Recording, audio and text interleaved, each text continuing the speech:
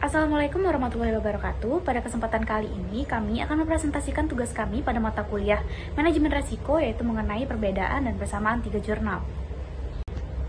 Adapun kelompok kami terdiri dari 3 anggota, yaitu saya sendiri, Isnur Safitri, NPM 19754012, bersama dengan Joko Wiranto, NPM 19754015, dan Tina Handayani, NPM 19754030. Jurnal yang pertama yaitu analisis preferensi risiko petani pada usaha tani kubis organik di Kecamatan Baso, Kabupaten Agam, Sumatera Barat. Latar belakang. Preferensi risiko petani menunjukkan adopsi suatu teknologi. Penelitian ini bertujuan untuk mengetahui risiko preferensi petani kubis di Kecamatan Baso. Petani kubis di Kecamatan Baso mengadopsi teknologi pertanian organik untuk meningkatkan produksi. Tetapi, teknologi organik yang belum terstandar memungkinkan usaha tani kubis organik ini lebih beresiko dibandingkan usaha tani konvensional yang sudah ada standar dan dosis pemakaian pupuk serta pestisida kimia. Beberapa penelitian mengenai pertanian organik ada yang menemukan bahwa produksi usaha tani organik lebih rendah dan lebih berisiko dibanding pertanian konvensional. Adapun metode analisis yang digunakan yaitu adalah model yang telah dikembangkan oleh Kumbakar pada tahun 2002, diadopsi untuk menganalisis preferensi risiko petani. Hasil dan pembahasan.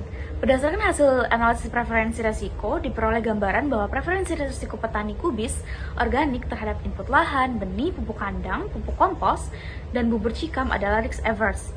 Hal ini menunjukkan bahwa petani kubis organik cenderung menahan penggunaan input lahan, benih, pupuk kandang, pupuk kompos, dan bubur cikam.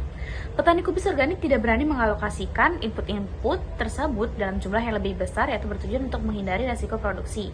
Sedangkan preferensi risiko petani kubis organik pada input pestisida organik dan tenaga kerja adalah risk taker, yaitu menunjukkan bahwa petani kubis organik berani mengalokasikan input pestisida organik dan tenaga kerja dalam jumlah yang lebih besar untuk meningkatkan produksi. Sedangkan pada usaha tani kubis konvensional, preferensi risiko produksi petani terhadap input lahan dan pestisida kimia adalah risk averse. Hal ini menunjukkan bahwa petani kubis konvensional cenderung menahan pengalokasian input lahan dan pestisida kimia karena bertujuan menghindari risiko produksi. Dapat disimpulkan bahwa preferensi risiko petani yang menanam kubis organik terdapat keseluruhan penggunaan input produksi adalah risk averse atau cenderung menghindari risiko, sedangkan preferensi risiko petani yang menanam kubis konvensional terhadap keseluruhan penggunaan input adalah risk taker atau berani mengambil risiko. Petani kubis organik masih mengusahakan kubis konvensional di samping mengusahakan kubis organik. Karena petani berperilaku risk averse atau menghindari resiko, petani takut terhadap resiko akan mengadopsi teknologi belakang atau lebih lambat, di mana petani akan mengadopsi teknologi setelah melihat hasil teknologi tersebut. Preferensi resiko petani dalam alokasi input usaha tani jagung menggunakan modal Judge and Popit. Latar belakang. Penelitian ini menganalisis preferensi petani terhadap resiko produksi jagung. Perilaku resiko usaha tani tanaman jagung dipengaruhi oleh dua faktor, yaitu perilaku sumber daya manusia dan bersifat sumber daya alam. Salah satu kondisi alam yang menyebabkan peningkatan resiko pada sektor pertanian ialah perubahan iklim.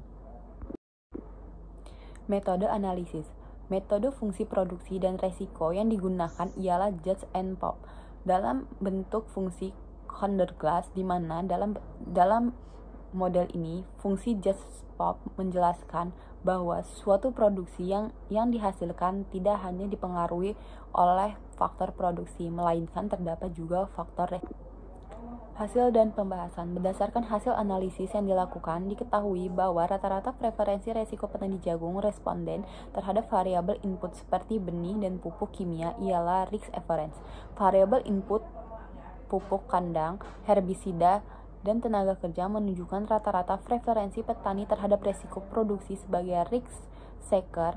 Penentuan pada hubungan nilai 0 dan turunan pertama fungsi resiko masing-masing input. Berdasarkan data yang didapat, diketahui perbandingan alokasi input produksi untuk masing-masing preferensi resiko produksi. Rata-rata penggunaan input produksi oleh oleh petani dengan preferensi risk taker lebih tinggi dibandingkan dengan petani risk average. Petani dengan preferensi risk taker lebih berani dalam menggunakan input produksi lebih banyak untuk meningkatkan produksi jagung. Petani dengan preferensi risk taker lebih berani dalam mengalokasikan input produksi benih jika dibandingkan rata-rata penggunaan benih herbisida sesuai petunjuk teknik budidaya jagung. Sedangkan petani juga dengan preferensi risk average rata-rata menggunakan benih sawah anjuran teknis. Sedangkan petani menggunakan input pupuk kandang sesuai dengan anjuran teknis. Hanya saja sebagai segi volume penggunaan petani risk taker sedikit lebih banyak dibandingkan dengan petani risk average. Kesimpulan, faktor produksi yang digunakan dalam penelitian ini meliputi luas lahan, benih, pupuk kandang, pupuk kimia, herbisida, dan tenaga kerja. Keenam faktor produksi tersebut tidak signifikan dalam memproduksi resiko produksi jagung di daerah penelitian.